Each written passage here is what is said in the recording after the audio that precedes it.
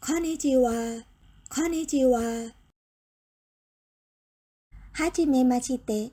私は猫です。はじめまして。私は猫です。どうぞよろしくお願いします。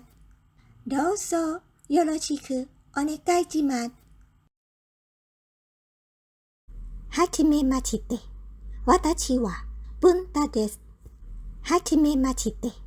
私は文太です。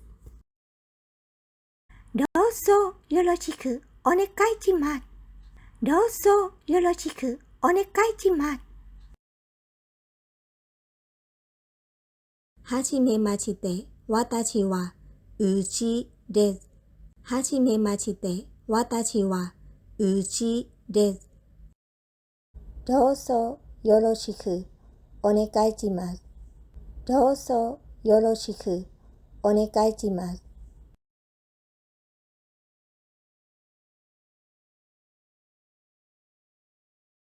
In Japanese, you can say introducing yourself for the first time. こんにちは。こんにちは。Hello. You can say greeting. こんにちは。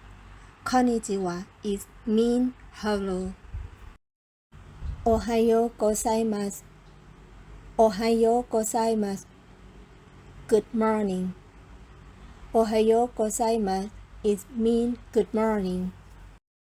こんばんは。こんばんは。Good evening. You can say こんばんは it mean good evening. はじめまして。はじめまして。How do you do? You can say はじめまして。I'm meeting you for the first time. はじめまして。It means how do you do? 私は猫です。私は猫です。I am Neko. Nick, you can say introducing yourself. 私は name です。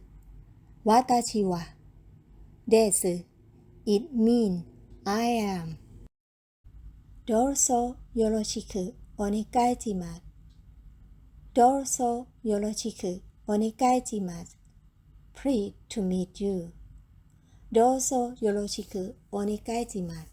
It means pleased to meet you. どうぞよろしく It means nice to meet you or pleased to meet you. お願いします for polite. In Japanese, you can say introducing yourself or step. Number 1, greetings. Number 2, name. Number 3, where are you from? Or what are your occupations? Number 4, talking about like, so interests and hobbies. And number 5, crossing phrases. Please try the dialogue again. こんにちは。こんにちは。こんにちは。はじめまして。私は猫です。どうぞよろしくお願いします。はじめまして。私は文太です。どうぞよろしくお願いします。